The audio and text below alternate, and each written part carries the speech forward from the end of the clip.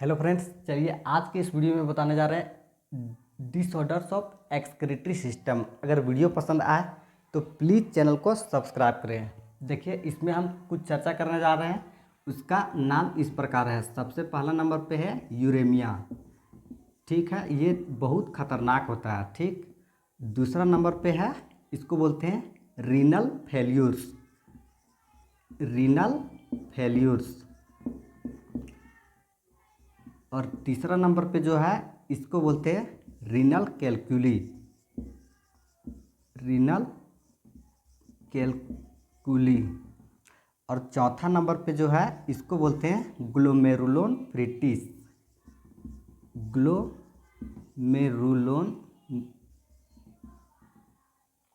ग्लोमेरुलोन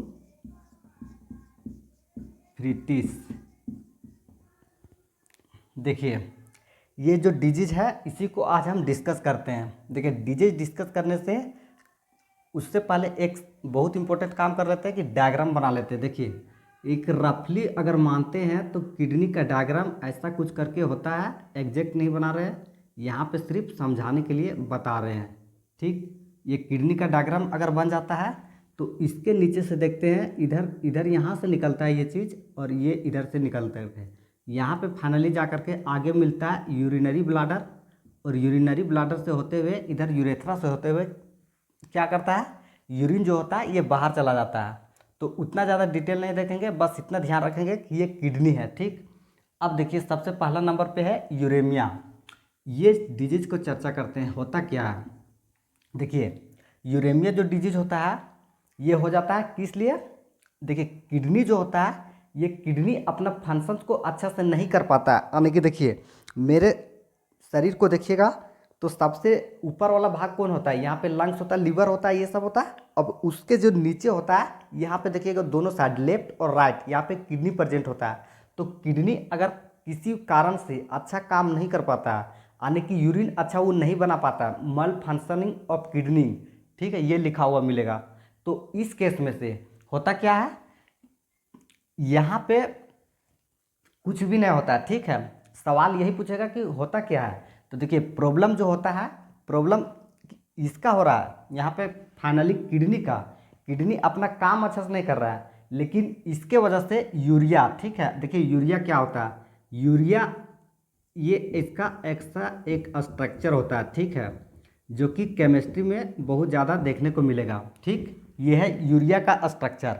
अब ये यूरिया जो है ये डिपॉजिट कहाँ पे होता है, देखिए आपको लगेगा कि किडनी खराब है। ठीक है, किडनी का काम अच्छा नहीं हो रहा, तो यूरिया जमा कहाँ होना चाहिए, किडनी में, लेकिन ऐसा नहीं होगा। नीट एग्जाम में अधिकतर सवाल यही पूछता है। ठीक है, कि मतलब यूरिया जमा कहाँ होगा। देखिए, यूरिया कलेक्ट किडनी में कभी भी नहीं होता कि यूरिया कलेक्ट कहाँ पे हो जाता है, तो याद रखिएगा इसमें ये ब्लड में जा करके यूरिया जमा हो जाता है। ये कभी भी आप ध्यान नहीं रखिएगा इसको कि ये किडनी में, हालांकि सवाल में ये आता है कि किडनी मल फंक्शनिंग, यानी कि किडनी जो होता है ये अपना काम अच्छा से नहीं करता है, लेकिन जमा कहाँ पे होता है यूरिया, ये जा करके जमा हो जाता है ब्लड में।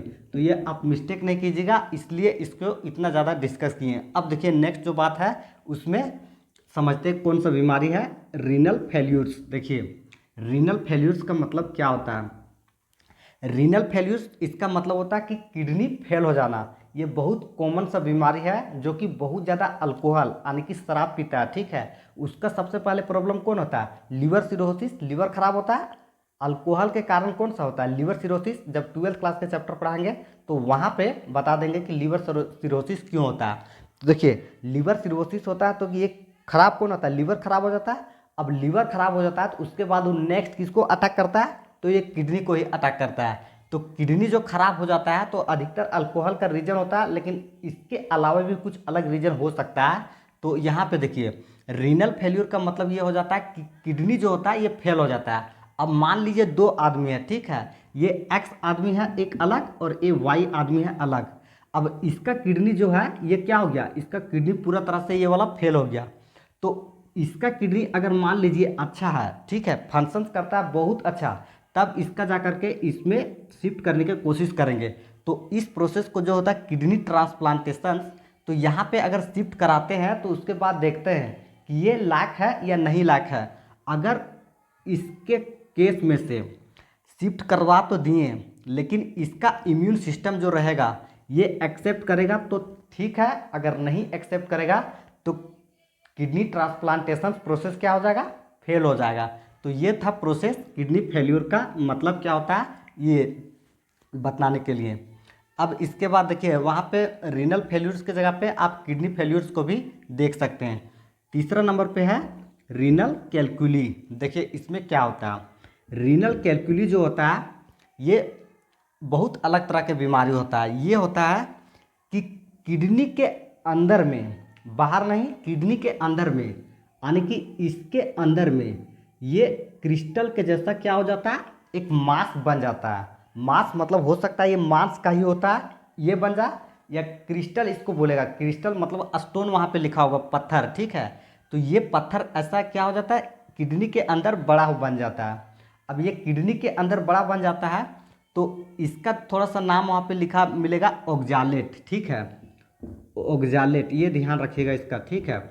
तो ऑक्जालेट देखने को मिलेगा। तो ये क्रिस्टल जो होता है इसको आप कभी देखे होंगे कि जब लेजर से ऑपरेशन करता है तो यहाँ से बाहर से क्या करता है, इसको होल करने का कोई ज़रूरत नहीं होता है। तो यहाँ पे एक मशीन लगाता है और इसके बाद इसको देखिएगा, इस पत्थर को अगर ये छोटा रहता है, टूटने लायक रहता है, तो ये टूट करके कंप्लीटली ख़त्म हो जाता है। तो ये जो प्रोसेस था ये किस में था, रीनल कैलकुली में था, ठीक है।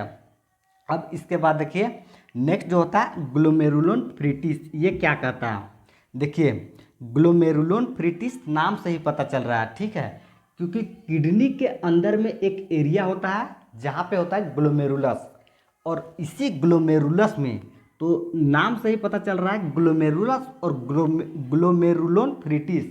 तो ग्लोमेरुलस जो होता है ये इसका इन्फ्लामेशन हो जाता है, यानी कि ये बढ़ जाता है, ये बढ़ जाता है। तो इसी के वजह से लास्ट में फ्रिटिस जोड़ करके ये आंसर यहाँ पे कंप्लीट हो जाता है।